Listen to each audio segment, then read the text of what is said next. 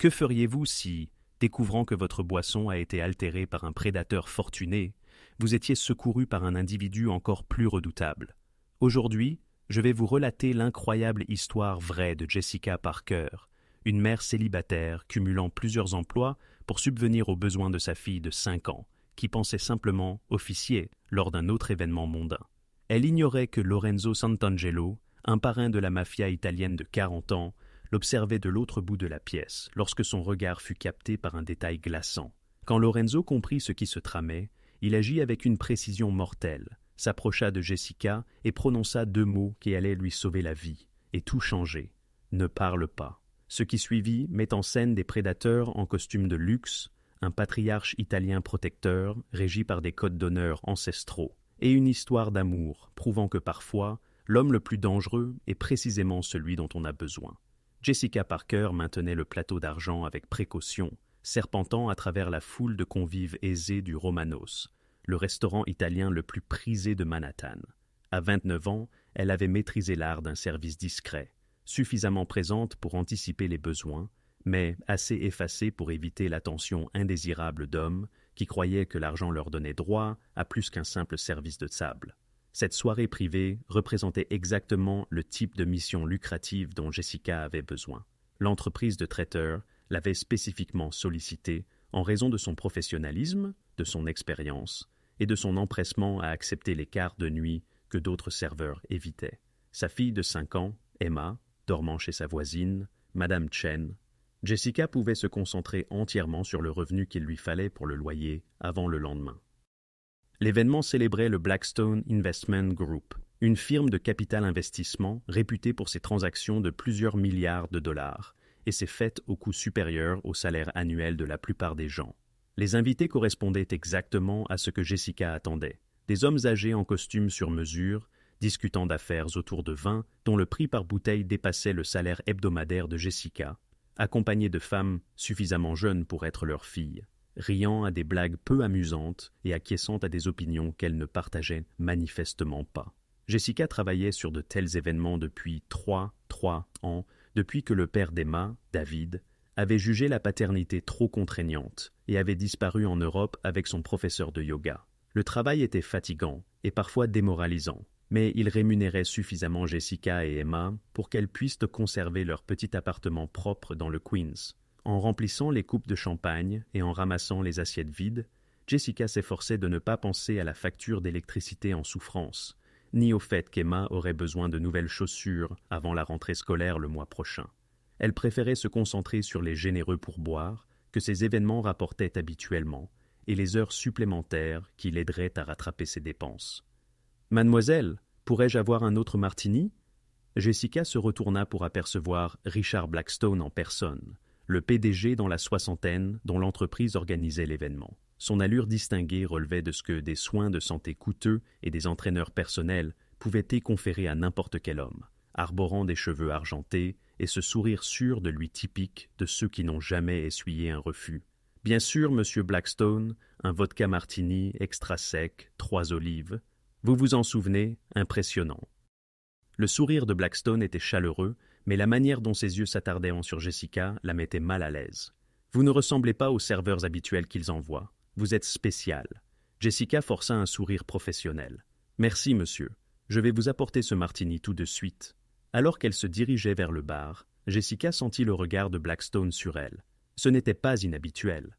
Les hommes riches, lors de ces événements, traitèrent souvent les serveurs comme des éléments de décor, faisant des commentaires ou des suppositions que Jessica avait appris à ignorer.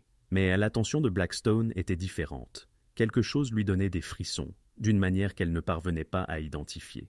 Le barman, un jeune Italien nommé Marco, qui s'était montré amical tout au long de la soirée, prépara le martini de Blackstone avec une efficacité routinière. « Fais attention à celui-là », dit Marco discrètement, en tendant la boisson à Jessica. « J'ai travaillé à plusieurs de ces événements Blackstone. Il a une réputation. » « Quelle sorte de réputation ?» Marco jeta un coup d'œil autour de lui pour s'assurer que personne n'écoutait. Le genre où les jeunes femmes qui travaillent à ces soirées ne se souviennent parfois pas comment elles sont rentrées, si tu vois ce que je veux dire.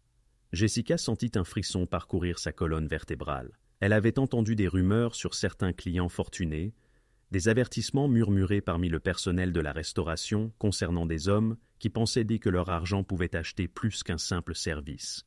Mais elle n'en avait jamais fait l'expérience directement. « Merci pour l'avertissement », dit Jessica en prenant le martini. Alors qu'elle retournait à la table de Blackstone, Jessica prit conscience d'une autre présence dans le restaurant qu'elle avait inconsciemment évitée toute la soirée. Dans un coin reculé, à une table qui semblait commander le respect de tout le personnel, un homme dégageait un autre type de pouvoir que les banquiers d'affaires et les gestionnaires de fonds spéculatifs qui remplissaient la salle. Lorenzo Santangelo avait vraisemblablement 40 ans, avec le genre de prestance masculine qui incitait instinctivement les gens à s'écarter à son passage. Ses cheveux noirs étaient parfaitement coiffés, avec juste une touche d'argent aux tempes. Sa peau olivâtre évoquait un héritage méditerranéen et son costume anthracite était si parfaitement ajusté qu'il semblait avoir été peint sur son corps. Mais ce furent ses yeux qui avaient attiré l'attention de Jessica plus tôt dans la soirée, marron foncé, presque noir, avec une intensité suggérant qu'il voyait tout en ne révélant rien.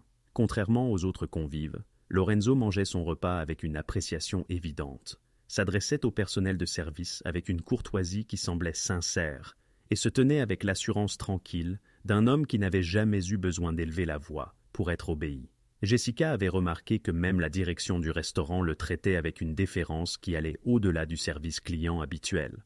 En s'approchant de la table de Blackstone, Jessica croisa brièvement le regard de Lorenzo. Il observait l'interaction avec ce qui ressemblait à un léger intérêt, bien que quelque chose dans son expression suggérait qu'il était plus alerte qu'il n'y paraissait. « Tenez, monsieur Blackstone, » dit Jessica en posant le martini. « Merveilleux. Vous savez, j'y pensais. Vous êtes clairement trop intelligente pour vous contenter de servir des boissons. Avez-vous déjà envisagé d'autres opportunités ?» Le sourire professionnel de Jessica vacilla légèrement. « Je suis très satisfaite de mon travail actuel. Merci. Vous en êtes certaine ?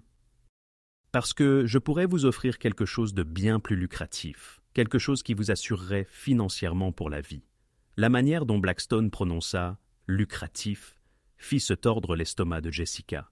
Elle avait déjà entendu ce genre d'offre, mais jamais formulée de manière aussi directe. « C'est très aimable, mais je ne suis pas intéressé. Puis-je vous apporter autre chose ce soir ?» Le sourire de Blackstone ne faiblit pas, mais quelque chose de froid scintilla dans ses yeux. « Réfléchissez-y. Je serai là encore environ 1 heure. Il n'y a pas d'urgence à décider. » Jessica hocha la tête et s'apprêtait à partir. Mais Blackstone la saisit doucement par le poignet. Trop doucement, d'une manière qui paraîtrait amicale à quiconque observait, mais qui semblait possessive à Jessica. « En fait, pourquoi ne feriez-vous pas une petite pause? Vous semblez fatigué. Prenez un verre avec moi. » Avant que Jessica ne puisse répondre, Blackstone fit signe à Marco, le barman. « Un champagne pour la demoiselle, du Dom Pérignon. »« Vraiment, ce n'est pas nécessaire, » commença Jessica. « J'insiste. Vous avez travaillé si dur toute la soirée. La moindre des choses est de vous offrir quelque chose de spécial. » Jessica se sentit piégée. Refuser un verre de l'hôte de l'événement pourrait lui coûter ce travail et de futures opportunités avec l'entreprise de traiteur. Mais accepter équivalait à franchir une ligne qu'elle ne voulait pas franchir. « C'est très généreux, » dit Jessica avec prudence. « Mais je suis toujours en service. Juste un verre, je vous promets que cela en vaudra la peine. » Marco apparut avec une flûte de champagne qui coûtait probablement plus que le budget hebdomadaire de Jessica pour l'épicerie. En le posant, il lança à Jessica un regard qui semblait porter un avertissement, mais elle ne pouvait refuser sans faire de scène. « Merci, » dit Jessica, prenant le verre mais sans boire. « À de nouvelles opportunités, » dit Blackstone, levant son martini en guise de toast. Jessica s'apprêtait à siroter poliment le champagne lorsqu'une main se posa délicatement mais fermement sur son épaule. « Ne parle pas. » La voix était grave, accentuée d'inflexions italiennes, et portait une autorité qui fit figer Jessica instantanément. Elle se retourna pour voir Lorenzo Santangelo, debout derrière elle, ses yeux sombres fixés sur quelque chose qui fit serrer sa mâchoire d'une fureur contenue. « Ne bois pas, » poursuivit Lorenzo, sa voix toujours discrète, mais avec un sous-entendu qui hérissa les poils sur le bras de Jessica. « Et ne dis rien tant que je ne te l'ordonne pas. » Jessica suivit le regard de Lorenzo et vit ce qu'il observait. Le visage de Blackstone, devenu pâle d'une peur apparemment sincère. « Monsieur Santangelo, » dit Blackstone, sa voix dépourvue du ton confiant qu'il avait utilisé avec Jessica. « Je ne m'attendais pas à vous voir ce soir. »« Clairement, » répondit Lorenzo, son accent rendant le mot tranchant comme une lame. « Jessica Caramia, veuillez reculer de la table. » Jessica ne savait pas qui était Lorenzo, ni pourquoi Blackstone semblait terrifié par lui. Mais chaque instinct lui dit de suivre à la lettre les instructions de Lorenzo. Elle recula, tenant toujours la flûte de champagne. Lorenzo prit une serviette sur la table et, avec délicatesse, retira le verre de champagne de la main de Jessica. Puis, à son grand étonnement, il plongea le coin de la serviette dans le champagne et la tint à la lumière. « Rohypnol » dit Lorenzo d'un ton désinvolte, comme s'il parlait de la météo, aussi connue sous le nom de drogue du viol. Incolore, inodore et totalement indétectable, à moins de savoir ce que l'on cherche. Le sang de Jessica se glaça. Le champagne. Blackstone avait insisté pour qu'elle le boive, avait été contrarié lorsqu'elle avait hésité. « Je ne vois pas ce que vous insinuez », commença Blackstone.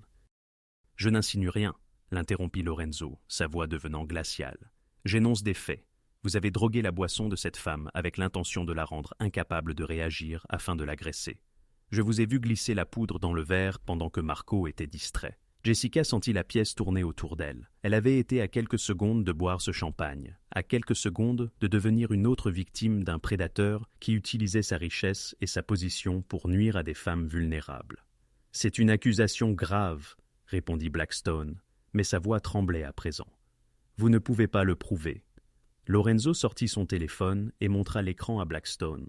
Les caméras de sécurité sont des outils formidables, vous savez, surtout quand on sait quels angles surveiller et quelles images conserver. Le sang quitta complètement le visage de Blackstone lorsqu'il réalisa que Lorenzo possédait une preuve vidéo de l'acte qu'il avait commis. « Maintenant, » poursuivit Lorenzo, sa voix conservant son calme mortel, « vous allez quitter ce restaurant immédiatement.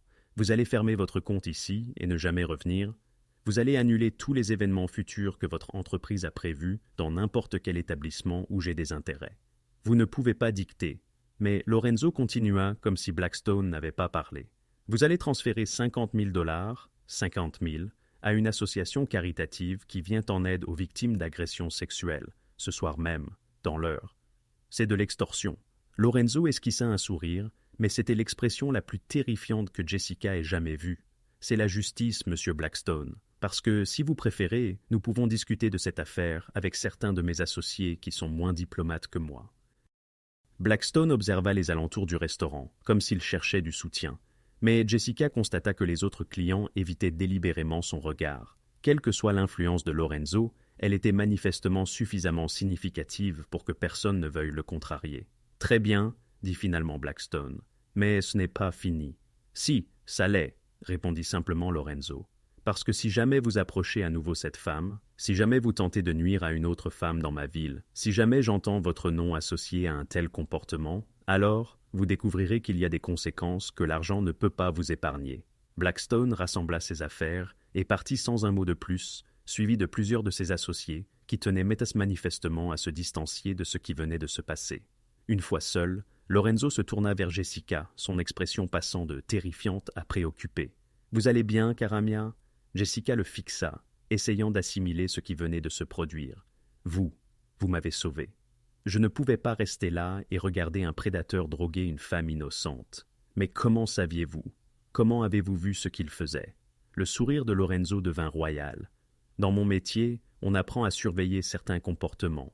Des hommes comme Blackstone pensent qu'ils sont invisibles grâce à leur argent et leur statut. Mais j'observe les prédateurs depuis de nombreuses années. » Jessica réalisa qu'elle tremblait. Le choc de ce qu'elle avait failli vivre la submergea d'un seul coup. « J'aurais pu, si vous n'aviez pas été là. Mais j'étais là, et vous êtes en sécurité. » Jessica regarda Lorenzo, le regarda vraiment, essayant de comprendre qui était cet homme et pourquoi il était intervenu au nom d'une inconnue. Le costume coûteux, la façon dont le personnel le traitait, la peur évidente qu'il avait inspirée à Blackstone. Tout cela suggérait une personne dotée d'un pouvoir et d'une influence considérable. « Qui êtes-vous » demanda directement Jessica. Lorenzo étudia son visage un instant. « Je suis quelqu'un qui croit que les femmes doivent être protégées et non exploitées. Quelqu'un qui pense que la richesse et le pouvoir devraient me servir à aider les gens, et non à leur nuire. » Ce n'était pas vraiment une réponse, et ils le savaient tous les deux. « Jessica, n'est-ce pas ?» continua Lorenzo. « C'est comme ça que Blackstone vous a appelé. »« Oui, Jessica Parker. C'est un plaisir de vous rencontrer, Jessica Parker, même dans ces circonstances. Je suis Lorenzo Santangelo. » Le nom ne signifiait rien pour Jessica, mais elle pouvait voir qu'il signifiait quelque chose pour le personnel du restaurant qui observait discrètement leur interaction. « Monsieur Santangelo, je ne sais pas comment vous remercier. » « Les remerciements ne sont pas nécessaires, mais j'ai une question si cela ne vous dérange pas. » « Bien sûr. Travaillez-vous souvent sur des événements de ce genre, des soirées privées, des clients fortunés, des horaires tardifs ?» Jessica se sentit subitement gênée. « Quand je peux en trouver, le salaire est bon, et j'ai des responsabilités qui nécessitent un bon salaire. » « Des enfants ?» Jessica acquiesça. « Une fille, Emma, elle a 5 ans. » Quelque chose changea dans l'expression de Lorenzo.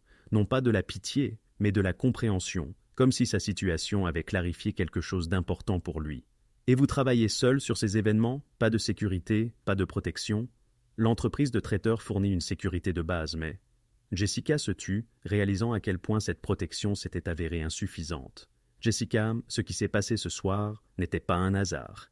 Des hommes comme Blackstone ciblent les femmes qu'ils perçoivent comme vulnérables, isolées, financièrement désespérées. Des femmes qui travaillent seules lors d'événements nocturnes et qui ne peuvent pas se permettre de déposer des plaintes susceptibles de leur coûter un emploi futur. » La vérité de ces paroles frappa Jessica comme un coup physique.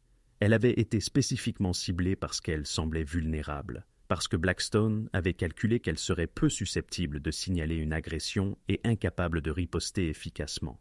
« J'ai besoin de ce travail, » dit Jessica doucement. « Je ne peux pas me permettre d'éviter ces types d'événements. » « Non, vous ne le pouvez pas, mais vous ne pouvez pas non plus vous permettre de les faire sans protection. » Lorenzo marqua une pause, semblant peser ses mots avec soin. « J'ai une proposition à vous faire si vous souhaitez l'entendre. » Jessica ressentit un frisson d'inquiétude.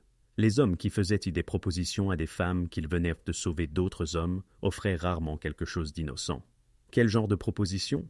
Je possède plusieurs entreprises légitimes dans cette ville, des restaurants, des sociétés d'organisation d'événements, des services d'hôtellerie. J'ai toujours besoin d'un personnel fiable et professionnel, capable de gérer une clientèle haut de gamme.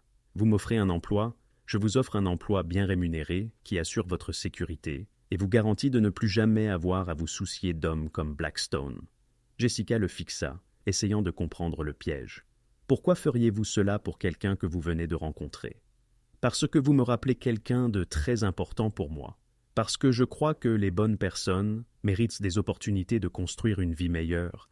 Et parce que je pense que vous seriez très doué pour le travail que j'ai en tête. » « Quel genre de travail ? » ?»« La coordination d'événements pour mes restaurants et mes clients privés. Vous géreriez le personnel de service, coordonneriez avec les traiteurs, assureriez le bon déroulement des événements. Cela utiliserait les compétences que vous possédez déjà, mais dans un environnement où votre sécurité et votre dignité sont garanties.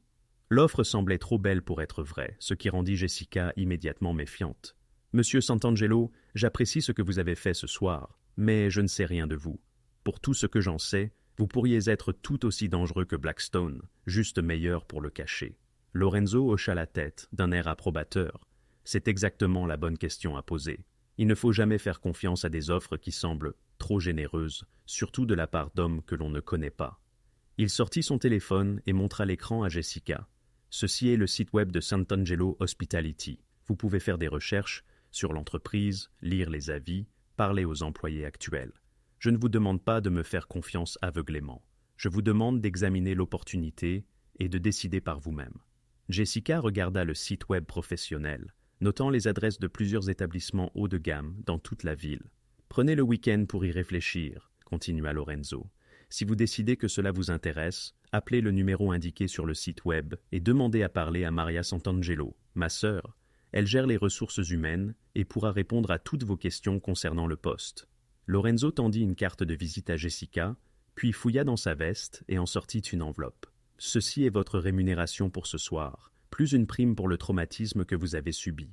Considérez-le comme une compensation pour le comportement de Blackstone. » Jessica ouvrit l'enveloppe et sursauta. Il y avait plus d'argent qu'elle n'en gagnerait normalement en deux mois. « Je ne peux pas accepter ça. Si, vous pouvez et vous devriez. Vous avez une fille à charge, et cette responsabilité est plus importante que la fierté. » La façon dont Lorenzo le dit, sans détour, sans condescendance, fit réaliser à Jessica qu'il comprenait la détresse financière d'une manière que les hommes riches ne comprenaient généralement pas. « Monsieur Santangelo. »« Lorenzo. »« Lorenzo, je ne comprends pas pourquoi vous êtes si généreux envers une inconnue. » L'expression de Lorenzo devint lointaine un instant, comme s'il se souvenait d'un événement douloureux. Quand j'étais jeune, ma mère cumulait plusieurs emplois pour subvenir aux besoins de ma sœur et moi après la mort de mon père.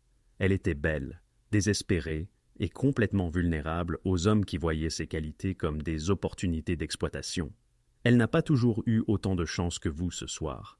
La simple déclaration portait un poids d'histoire et de douleur qui serra le cœur de Jessica. « Je suis désolée, dit-elle. C'était il y a longtemps, mais cela m'a appris que protéger les femmes qui ne peuvent pas se protéger n'est pas de la charité. C'est une responsabilité. » Lorenzo se leva, réajustant sa veste avec une élégance raffinée qui suggérait des habitudes coûteuses. « Pensez à mon offre, Jessica, et en attendant, soyez prudente quant aux événements auxquels vous participez. Des hommes comme Blackstone ne sont pas rares dans ces milieux. » Alors que Lorenzo se tournait pour partir, Jessica ressentit une panique soudaine à l'idée qu'il disparaisse de sa vie. « Attendez !» l'appela-t-elle. « Comment savoir que vous n'êtes pas trop beau pour être vrai ?» Lorenzo sourit, et pour la première fois, son sourire atteignit ses yeux. « Vous ne savez pas, mais demain, vous pourrez appeler Maria et lui demander de vous parler des autres mères célibataires qui travaillent pour notre entreprise. Interrogez-les sur leurs expériences, leur sécurité, leur satisfaction au travail, puis décidez par vous-même. » Après le départ de Lorenzo, Jessica termina son travail dans un état second, repassant constamment les événements de la soirée. Elle avait frôlé l'agression et la soumission par un homme persuadé que sa fortune lui donnait un droit de possession sur son corps, avant d'être miraculeusement secourue par un autre homme influent qui semblait sincèrement désireux de l'aider à bâtir une existence meilleure. Le lendemain matin, assise à la table de sa cuisine, Jessica se plongea, via son ordinateur portable, dans une recherche exhaustive sur Lorenzo Santangelo et ses diverses entreprises. Ce qu'elle y découvrit, fascinant et légèrement préoccupant, était captivant. Santangelo Hospitality représentait de fait une entreprise légitime, jouissant d'excellentes critiques et d'une multitude d'établissements florissants. Lorenzo, quant à lui, était évoqué dans plusieurs publications économiques comme un entrepreneur chevronné, dont les intérêts s'étendaient au restaurant, à l'immobilier et à l'organisation d'événements.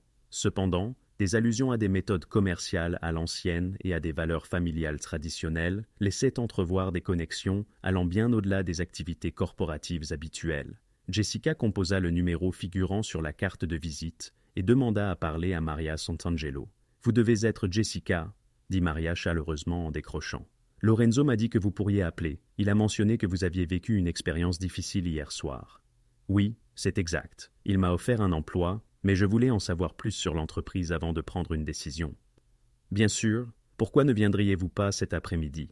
Je pourrais vous faire visiter notre restaurant principal et vous présenter certains de nos employés. Beaucoup d'entre elles sont des femmes ayant des situations similaires à la vôtre. » Cet après-midi-là, Jessica emmena Emma au terrain de jeu, puis se rendit à Little Italy pour son rendez-vous avec Maria Santangelo.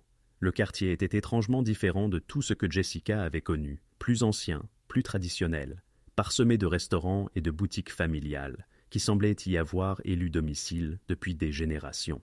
Le restaurant des Santangelo occupait un ancien et somptueux bâtiment, manifestement restauré avec un soin méticuleux et des dépenses considérables.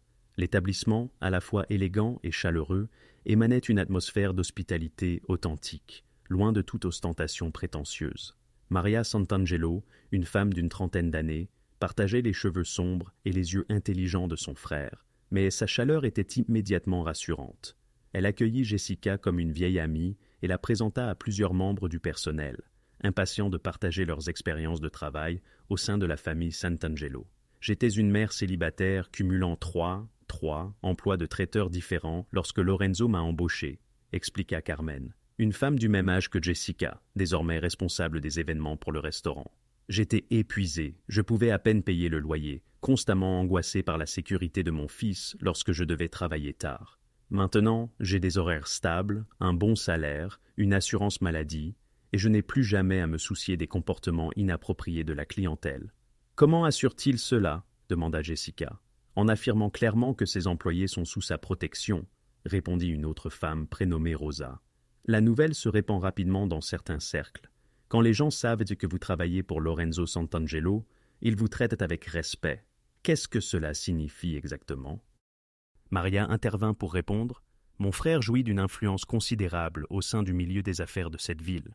Les personnes qui maltraitent ces employés ont tendance à constater que leurs propres relations commerciales deviennent compliquées. Jessica sentit qu'il y avait davantage derrière cette histoire, mais elle constata également que chaque femme à qui elle parlait semblait sincèrement épanouie, confiante et bien traitée. Quelles que soient les méthodes de Lorenzo, elles semblaient efficaces pour protéger son personnel. « Jessica, » dit Maria alors qu'elles achevaient la visite, « je veux être honnête avec vous à propos de mon frère. C'est un homme bon qui prend soin des gens qui travaillent pour lui, mais ses relations d'affaires s'étendent au-delà des réseaux corporatifs habituels. Certains jugent cela préoccupant. Voulez-vous dire qu'il est impliqué dans des activités illégales? Je dis qu'il opère selon des principes qui privilégient la loyauté, la famille et la communauté plutôt que des définitions légales strictes.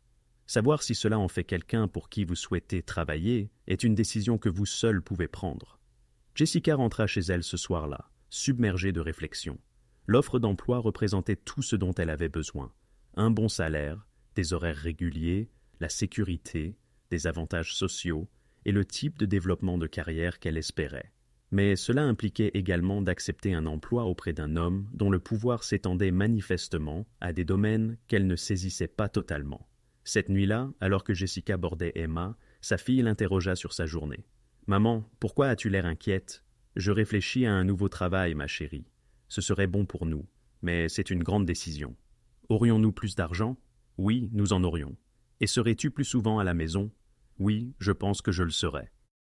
Alors, ça a l'air d'être un bon travail, maman. » La logique implacable d'une enfant de 5 ans balaya toutes les préoccupations compliquées de Jessica. Elle avait besoin d'un travail stable, d'un bon salaire et de sécurité. Lorenzo lui offrait toutes ces choses, et ses motivations, quelles qu'elles soient, étaient moins essentielles que les résultats. Le lendemain matin, Jessica appela Maria et accepta la proposition. Son premier jour chez Sant'Angelo fut radicalement différent de toute expérience professionnelle antérieure.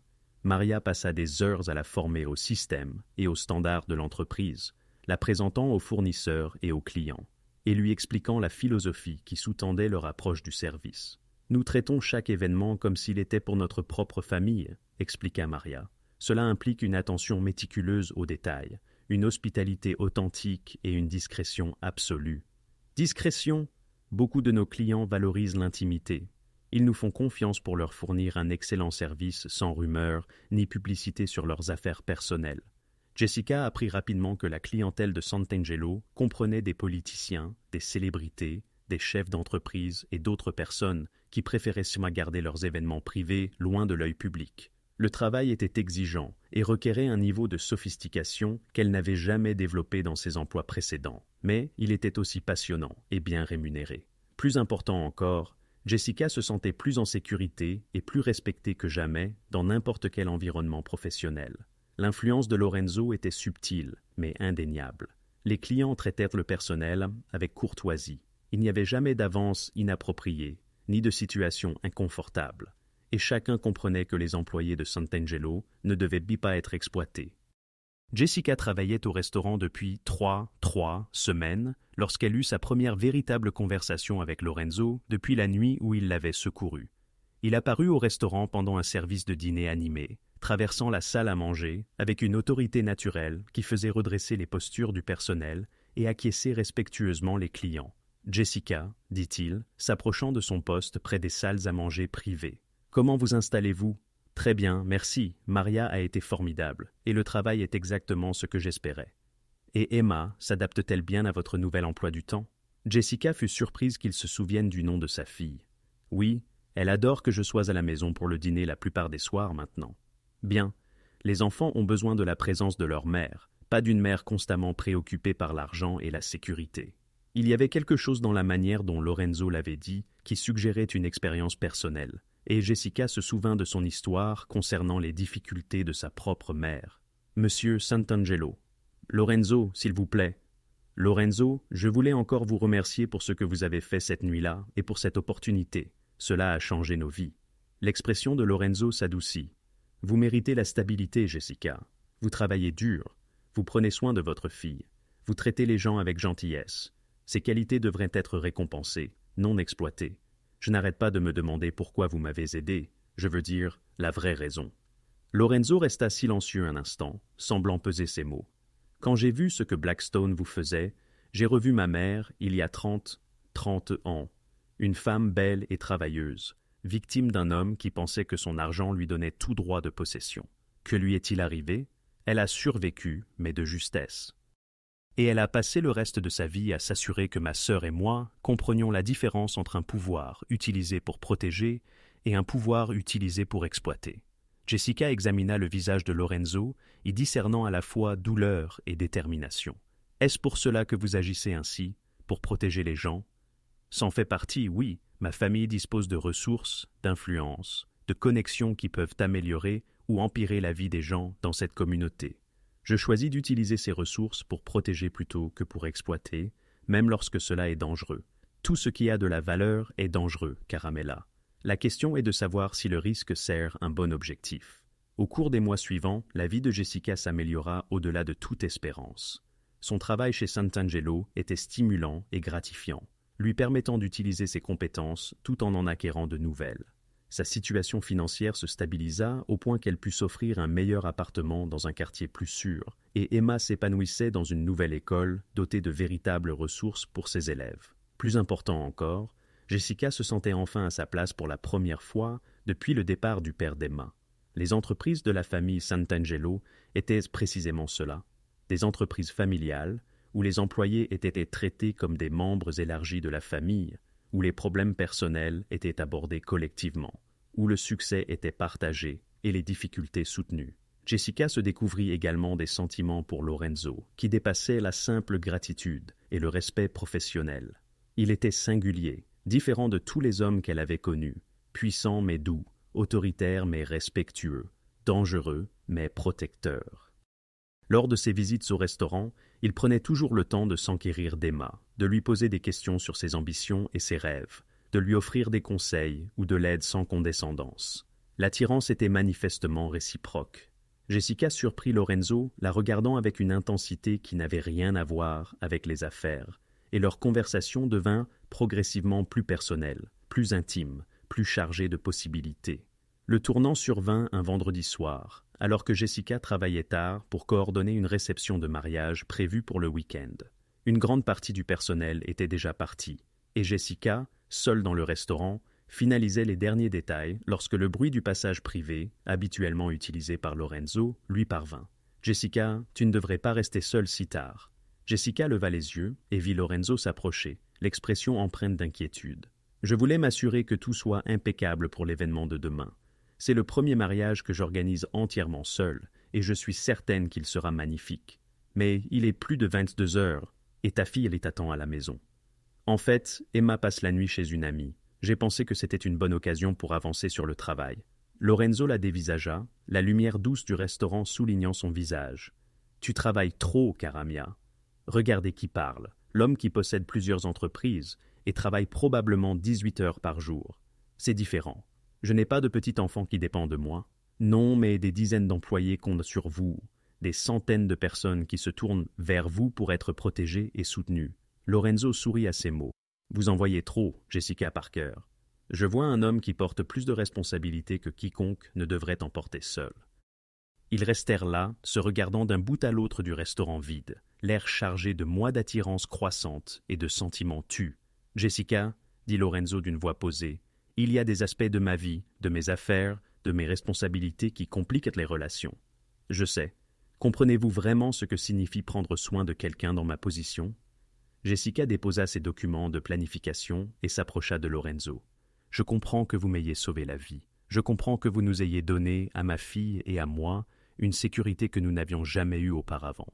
Je comprends que vous êtes le premier homme que j'ai rencontré qui me fait me sentir à la fois en sécurité et vivante. » Les yeux sombres de Lorenzo sondèrent son visage. « Et le danger, et les complications morales, et le fait que mon monde fonctionne selon des règles que la plupart des gens trouvent inacceptables, et le fait que vos règles incluent la protection des mères célibataires contre les prédateurs, et le fait que votre pouvoir est utilisé pour aider les gens au lieu de leur nuire, et le fait que vous m'avez montré plus de respect et de gentillesse que n'importe quel homme ne l'a jamais fait. » Lorenzo s'approcha encore, assez pour que Jessica puisse sentir son eau de Cologne et distinguer les étincelles dorées dans ses yeux sombres. « Vous ne savez pas tout de ma vie, Jessica.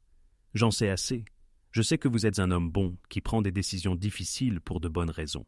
Et si ces choix impliquaient parfois de la violence, si les méthodes que j'utilise pour protéger les gens ne sont pas toujours légales ou conventionnelles, Jessica repensa à Blackstone, à la terreur dans ses yeux, lorsque Lorenzo l'avait confronté, et à la manière immédiate dont il s'était retiré, disparaissant de sa vie pour toujours. Alors, je suis reconnaissante que quelqu'un soit prêt à faire ses choix et à utiliser ces méthodes pour protéger des gens comme Emma et moi. Lorenzo encadra son visage de ses mains, son toucher doux malgré les callosités qui témoignaient d'une vie plus physique que son costume d'affaires ne le laissait entendre. Vous pourriez avoir n'importe quel homme, Jessica, quelqu'un de propre, de conventionnel, de sûr. Je ne veux pas de n'importe quel homme, je vous veux. Lorsque Lorenzo l'embrassa, ce fut avec une passion accumulée durant des mois, une connexion qui transcendait la simple attirance pour atteindre quelque chose de plus profond et de plus puissant. Jessica sentit qu'elle était enfin complètement chez elle. 6 mois plus tard, Jessica et Emma, qui avaient été totalement charmées par l'homme qu'elle appelait Monsieur Lorenzo et ses promesses de lui apprendre à cuisiner de la vraie cuisine italienne, emménagèrent dans l'appartement terrasse de Lorenzo. L'appartement fut transformé par leur présence. Des dessins d'enfants sur le réfrigérateur, des jouets dans le salon, les bruits d'une famille là où n'avait régné qu'une solitude élégante. Jessica en avait appris davantage sur les activités de Lorenzo, comprenant que son influence s'étendait à des domaines qui n'étaient pas toujours strictement légaux, mais toujours orientés vers la protection et le soutien de sa communauté. Elle avait rencontré d'autres familles liées à l'organisation Sant'Angelo, observant le réseau de soutien mutuel et de loyauté qui formait l'épine dorsale du monde de Lorenzo.